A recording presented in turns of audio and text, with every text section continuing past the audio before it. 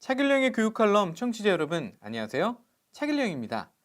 오늘은 교만과 겸손에 대해서 이야기를 나눠보려고 합니다. 참 어렵고도 애매한 주제가 될 수도 있을 텐데요. 여러분은 어떤 태도가 교만이고 또 어떤 모습이 겸손한 것이라고 생각하시나요? 미국의 한 유명 가수이자 여배우에게 한 분야에서 성공하기도 힘든데 이렇게 다양한 분야에서 최고의 인기를 누릴 수 있는 비결이 무엇이냐고 물었다고 합니다. 그 여배우는 그 물음에 당연한 결과라고 대답했다고 합니다. 자신은 단역 배우를 시작하면서부터 또 유명 가수의 백댄서를 하면서도 자신은 충분히 대스타가 될 가치가 있는 사람이라고 계속 생각해 왔다는 것이었습니다. 즉 자신의 성공은 예견되어 있었던 것이다. 왜냐하면 나는 충분히 그럴 자격이 있는 사람이니까 라는 것이었습니다. 여러분은 이 대답에 대해 어떻게 생각하시나요? 너무 잘난 체 하는 것 같네 라는 생각이 드시나요? 아니면 그래, 그런 자신감이야말로 성공하기에 충분한 자격이 있어, 그렇게 생각하시나요? 명문대에 수석으로 입학한 학생이 인터뷰를 통해서 자신은 별로 특별하게 공부한 것이 없다, 그냥 교과서 위주로 공부하고 충분한 잠을 자서 매일 좋은 컨디션을 유지했던 것밖에 없다, 이렇게 이야기를 합니다. 이 학생의 대답에 대해서는 어떤 생각이 드시나요? 와, 정말 겸손하구나 이런 생각이 드시나요? 아니면 오히려 잘난 체 하는 것 같아서 기분이 나쁘신가요? 교만의 국어사전적 의미를 찾아보면요, 잘난 체 하며 뽐내고 건방짐, 비슷한 말로는 오만, 거만, 방자 이렇게 설명이 되어 있습니다. 반면 겸손은요, 남을 존중하고 자기를 내세우지 않는 태도가 있음, 비슷한 말로는 공손, 겸양, 겸사가 있다 이렇게 나와 있습니다. 위의 사전적 의미로만 본다면 앞서 인터뷰한 여배우는 교만한 것이고 명문대 입학한 학생은 겸손한 사람일 것입니다. 우리가 보통 겸손과 교만은 여러 미덕과 악덕 중에 하나라고 알고 있죠. 그리고 대부분 다른 사람에 대해서 비판적인 것을 교만으로, 관용하는 것을 겸손으로 오해하기도 쉽습니다. 하지만 겸손과 교만은 어떤 특정한 활동으로 국한되는 것이 아니고 사람의 전체적인 태도를 결정하는 심리의 상태를 말한다고 합니다. 그런데 보통 우리가 교만이나 겸손은 그다지 우리 자신의 신앙생활이나 전반적인 삶에 있어서 크게 중요하다고 생각하지는 않는 것 같습니다. 어느 유행가 가사처럼 잘난 사람들은 잘난 대로 살고 못난 사람은 못난 대로 사는 것뿐, 교만한 사람, 겸손한 사람도 그저 특정한 사람들에게서나 찾아볼 수 있는 성품쯤으로 생각하고 많은 경우가 많은 것 같습니다. 자, 그렇다면 우리가 크리스찬으로서 하나님께서는 이러한 교만과 겸손에 대해서 어떻게 생각하시고 이것을 성경에서는 어떻게 말하고 있는지 좀 알아볼 필요가 있을 것 같습니다. 시편 1장 1절을 보면요, 복 있는 사람은 악인들의 꾀를 따르지 아니하며 죄인들의 길에 서지 아니하며 오만한 자들의 자리에 앉지 아니하고 라고 말하고 있습니다. 이 성경 구절을 거꾸로 생각해 보면 하나님의 복을 받지 못한 사람은 처음에 악인의 꾀를 따라가다가 죄인의 길에 서다가 마지막에는 오만한 자, 즉 교만한 자의 자리에 앉게 된다, 이런 해석을 할 수 있게 되겠죠. 즉 교만한 사람은 하나님의 복을 받지 못한 사람이다 라고 생각할 수 있는데요. 이뿐만이 아니라 사실 교만에 대해서는 성경의 아주 많은 부분에서 언급을 하고 있습니다.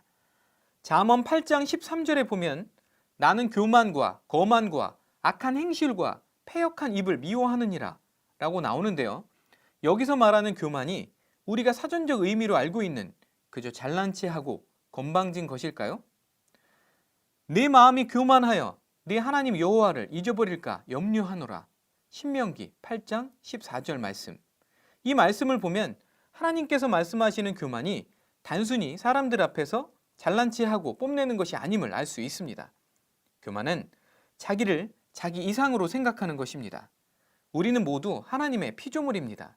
그런데 피조물인 자신의 분수를 알고 자기에게 주어진 한계 내에서 만족하지 않고 자기 이상으로 높아지려고 한다는 것입니다. 쉽게 말해서 교만은 하나님을 더 이상 찾지 않는 것, 자신이 뭐든 다 할 수 있기 때문에 자신을 만들고 이 세상을 만든 창조주가 마치 없는 것처럼 사는 것, 자기가 말하고 싶은 대로 말하고 가고 싶은 곳만 가고 하고 싶은 것만 하고 가지고 싶은 것 다 가지고 그렇게 사는 것을 말하는 것입니다. 한마디로 내 마음대로 사는 것이 바로 교만입니다. 천사가 왜 타락해서 사탄이 되었습니까? 자기가 하나님처럼 되려고 하는 교만 때문이었습니다. 너 아침의 아들 계명성이여 어찌 그리 하늘에서 떨어졌으며 너 열국을 엎은 자여 어찌 그리 땅에 찍혔는고. 이사야 14장 12절 말씀. 여기서 계명성은 사단을 의미하며 루시퍼라고 부릅니다. 이사야 14장 13절 말씀입니다. 내가 내 마음에 이르기를 내가 하늘에 올라 하나님의 뭇 별 위에 내 자리를 높이리라. 내가 북극지폐의 산 위에 앉으리라. 사단은 하늘에 올라 하나님보다 높은 보좌에 앉기로 마음먹었습니다.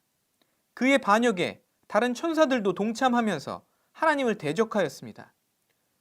결국 루시퍼는 사단이 되었고 그를 따르던 천사들은 마귀가 되었습니다. 사단이 왜 하나님보다 더 높아지려고 했습니까? 그것은 하나님 밑에 있으면 자기 마음대로 살지 못하기 때문이었습니다. 결국 이 시도는 사단이 가장 비참한 지옥에 떨어지는 결과를 낳았습니다. 우리가 하루를 살면서 내 마음이 내키는 대로 사는 것, 내 마음대로 결정하는 것, 그것이 바로 무서운 교만입니다. 큰 일은 기도하고 작은 일은 내가 결정하는 것, 그게 교만입니다. 우리는 어떤 일이 큰 일인지 작은 일인지 절대로 구분할 수가 없기 때문입니다. 사단이 이렇게 속삭입니다. 뭐 그런 것까지 기도하냐? 그런 건 스스로 결정해. 여러분, 작은 일이 큰 일이 되는 경우가 너무나 많습니다. 그래서 우리는 아무리 작은 것 같은 문제도 세세하게 다 주님께 기도로 올려야 합니다. 일단 주님께 기도로 올려드리면 주님이 우리의 모든 일에 다 관여하십니다. 며칠 전 기도 모임에서 한 분이 자신의 마음속에 하나님을 대적하는 마음이 있어서 너무 괴롭다고 말씀하시는 것을 보고 돕고 싶다는 생각이 들었습니다. 왜냐하면 저도 같은 이유로 심한 고통을 겪었기 때문입니다. 왜 이런 마음이 듭니까? 내가 나의 주인이 되고 싶은데 하나님이 그것에 걸림돌이 되기 때문입니다. 사람이 교만하게 되면 결국 하나님을 대적하게 됩니다. 여러분, 우리 안에 이렇게 교만이 있는 것이 느껴지면 바로 주님이 가르쳐 주신 대적 기도를 해야 합니다. 예수님의 이름으로 명하노니 교만의 영아 내게서 떠나가라. 이렇게 기도해야 합니다. 저는 하루에도 몇 번씩 이렇게 대적 기도를 합니다. 하나님은 교만을 아주 싫어하십니다. 교만은 스스로를 높여서 하나님을 대적하는 것이기에 그 끝은 파멸입니다. 교만은 사탄의 본성이며 교만은 스스로를 하나님보다 높은 자리에 앉고자 하는 것입니다. 아담과 하와가 선악과를 따먹은 것이 큰 문제가 된 것은 단순히 먹지 말라고 한 열매 하나를 먹어서가 아닙니다. 선악과를 먹으면 자신들도 하나님처럼 될 수 있다는 생각을 갖고 선악과를 따먹었다는데 큰 문제가 있는 것입니다. 아담과 하와가 하나님을 거역하고 하나님처럼 되고자 하는 마음, 그것이 바로 교만인 것입니다. 저는 솔직히 아담과 하와가 원망스럽기도 합니다. 그 부부가 교만하지만 않았다면 우리가 이 힘든 세상에서 살고 있지는 않을 것입니다. 저는 누가 칭찬을 해주는 것이 그렇게 좋지만은 않습니다. 처음에는 기분이 좋지만 조금만 지나면 순간 교만해지는 제 모습이 실망스럽고 싫기 때문입니다. 저는 늘 교만해질까봐 두렵습니다. 교만해져서 하나님을 잃으면 그것은 모든 것을 잃는 것이기 때문입니다. 하나님은 교만한 자를 대적하시되 겸손한 자들에게는 은혜를 주시느니라. 베드로전서 5장 5절 말씀. 주님은 겸손한 자에게 기회를 주십니다. 교만한 자의 기회는 빼앗아 가십니다. 성경에 나오는 교만은 사람과 사람 사이의 교만을 말하는 것이 아니라 사람이 하나님을 향한 교만을 말하는 것입니다. 하나님의 자녀들은 교만한 사단의 길을 버리고 주님과 같이 겸손한 길을 걸어가야 합니다. 주님이 인도하시는 길은 자신을 낮추며 하나님의 영광을 높이는 길입니다. 왜냐하면 하나님은 온 천하의 높으신 창조주이시며 지금도 온 세상을 다스리시기 때문입니다. 그분의 영광을 위해 살아가는 길은 자신의 연약함을 알고 겸손히 자신을 낮추는 길입니다. 우리는 오직 하나님만 높이기 위해 창조되었습니다. 우리를 통해서 우리를 만드신 하나님이 드러나야만 합니다. 우리는 그러기 위해 창조된 존재들입니다.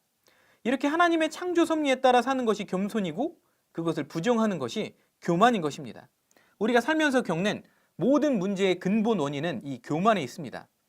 교만은 패망의 선봉이요 거만한 마음은 넘어짐의 앞잡이니라. 잠언 16장 18절 말씀. 우리가 교만하면 하나님께서 꺾어서 파멸시키십니다. 하나님은 우리가 하루아침에 망할 수 있는 수억 가지 방법을 알고 계십니다. 그렇다면 겸손은 어떤 것일까요? 나는 죄인이고 정말 죽을 수밖에 없는 죄인인데 그런 나를 위해 하나님과 동등하신 예수님께서 자기를 낮추사 나처럼 되셔서 나를 위해 십자가에 못 박혀 돌아가셨다. 그것을 아는 것, 그것이 바로 겸손입니다. 하나님께서 모세를 찾아오셨습니다. 바로 왕에게 가서 백성을 구해내라고 하십니다. 그때 모세는 이렇게 말합니다. 제가 어떻게 감히? 저는 말도 더듬고 저는 못합니다. 모세는 자신의 약한 점을 분명히 알고 있었기 때문에 하나님의 일을 할 자격이 못 된다며 자신을 낮추었죠. 모세의 이런 태도는 겸손일까요? 몸집도 작고 어린 다윗은 감히 자신이 골리앗과 싸우겠다고 나섰습니다. 한 번도 전쟁에 나가보지 않은 경험도 없고 갑옷조차도 너무 커서 어울리지도 않았던 다윗의 이런 무모한 도전, 교만일까요? 저는 아직 부족합니다. 저는 능력이 안 돼서 못합니다. 못해요. 이것이 겸손의 모습일까요? 자신의 약한 점은 깨닫지만 하나님을 바라보는 눈이 열려야 하는 것. 나는 약하지만 내 안에 완전하신 하나님을 전적으로 의뢰하며 나아가는 것. 그것이 바로 겸손입니다. 모세는 하나님을 신뢰하지 못했습니다. 그것은 교만이었습니다. 하지만 다윗은 자신의 약함을 알았지만 하나님의 이름으로 맞설 수 있었습니다. 겸손의 본질은 바로 주님을 바라보는 것입니다. 차길령의 교육 칼럼, 오늘은 여기서 마치겠습니다. 감사합니다.